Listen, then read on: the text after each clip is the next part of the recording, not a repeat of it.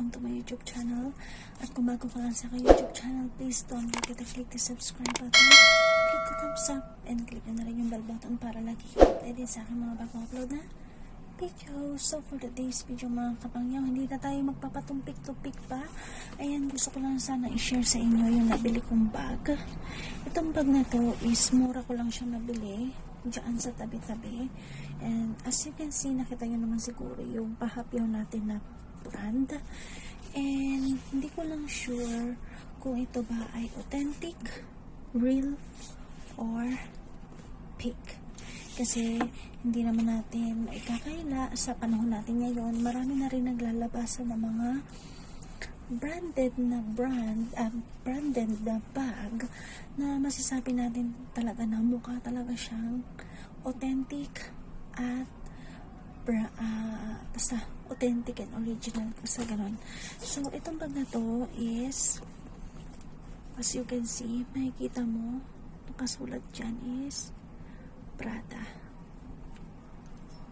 Yan, Prada.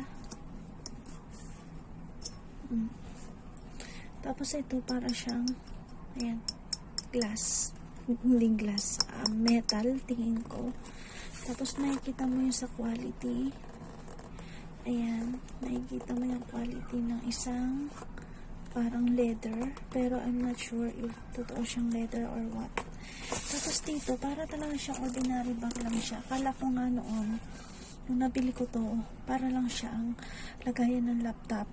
Pero sa nakita ko kasi yung brand niya, ayan, Prada nakasulat. So binili ko siya kasi nga dahil sa brand. And hindi ko na rin naman in-expect na kung original ba to or what. Pero pinicturan ko kasi siya, base dun sa napicturan ko kay Google, is namangha ako sa presyo. So kaya gusto ko rin malaman kung ito ba ay legit or hindi. So, itong bag na to is meron siya nakasulat dyan. Ayan. So, nakikita nyo. Ayan.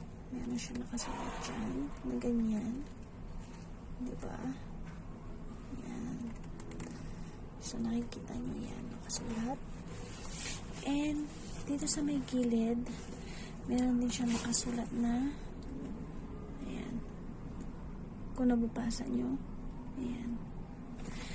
And, dito din sa gilid may nakasulat din. So ayan. So ngayon iisip ko talaga kung original siya. And dito naman tayo sa loob. So pag binuksan mo siya, meron siyang zipper dito. Ayan. May zipper yan dyan. And kung makikita nyo, ayan, nagbabakbak na yung itim-itim niya. So, dito na ako nag-doubt. Baka mamaya peki siya. Ayan. Ito siya. Ayan.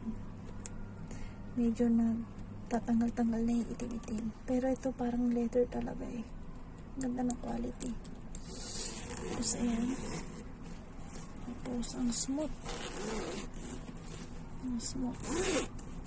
Tapos, kung titignan mo yung loob, as you can see, ayun yung loob niya. Ayan. Ayan. Actually, maganda pa talaga yung loob niya. Ayan. Ayan. Nakita mo yan. Ayan yung loob niya. Ayan. Tapos, dito na tayo sa pinaka-main. Sa loob niya mismo. May makikita ka rin zipper. Ayan, ganun din. Kaskas na. Ayan. Tapos, pag open mo, sinara, open naman yung zipper. And again, meron din siyang ganito. So, ayan. Kaya, ang ganda, no? Hindi ko alam talaga kung ano pa itong pagbuko.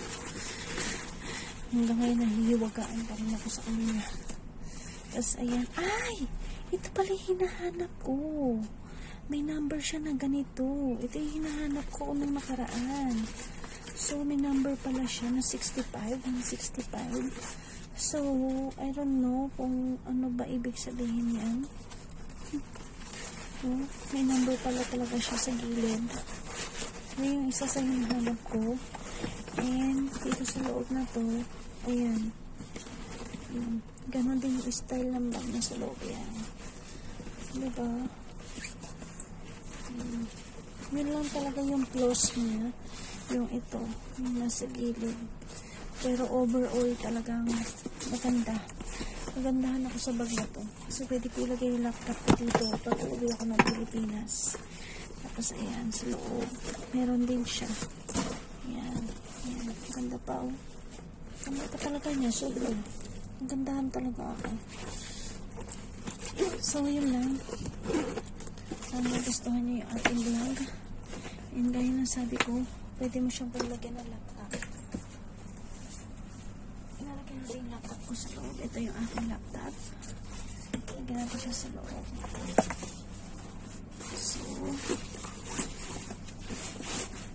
So, pit na pit.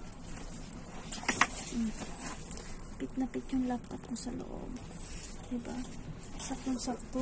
Ang ganda. Tapos, sarangin natin. So, ayan. Ayan na yung ating bag.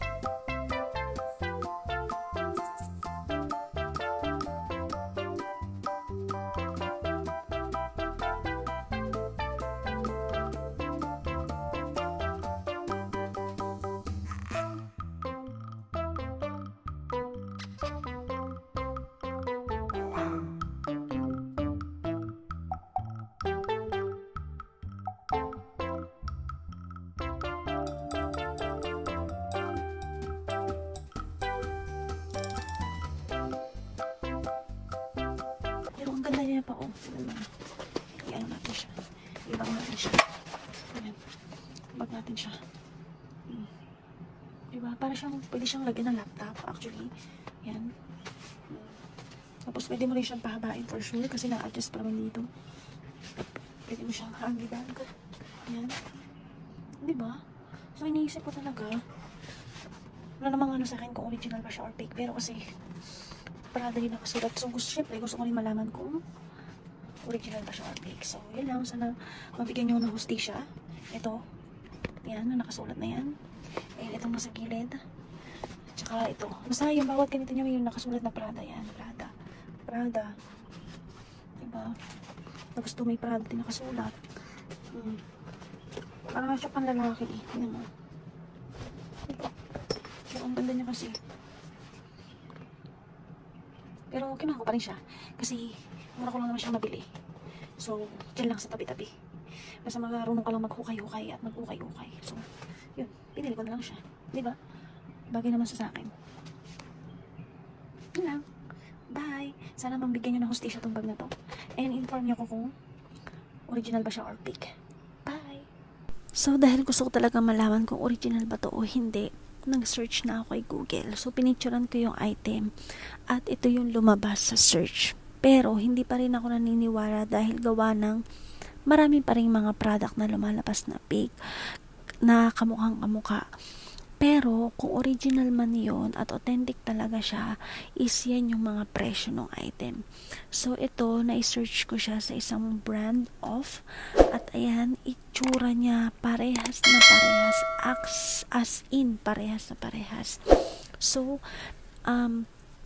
bawat detalye dito sa picture na to, meron at meron yung bag na nabili ko. At saka, basta lahat ng details nandun. Ayan, katulad nakikita nyo, as is. So, pwede mo siya mabili sa original price na $373 US. So, kung original talaga tong nabili ko, ibig sabihin, may value yung bag na nabili ko at masasabi ko na ito na yung aking luxury bag. So, hindi ko na siya masasabing big or whatever. Pero kung ano man talaga ang tunay na katauhan ng bag na to, masasabi ko napakaswerte ko na. So, yun lang. And sana kayo rin mag-search. Hindi ko naman kayo pinapahirapan, pero gusto ko lang talagang ipagdildilan sa inyo na yung bag na nabili ko sa murang halaga, hindi ko akalain na magkakaroon ako ng ganitong klase na bag. So, yun lang mga kapangyaw. At kung hindi ka pa nakasubscribe sa aking YouTube channel, please don't forget to click the subscribe button, click the thumbs up, and click nyo na rin yung bell button para lagi tayong updated sa aking mga bagong upload na video. Bye-bye!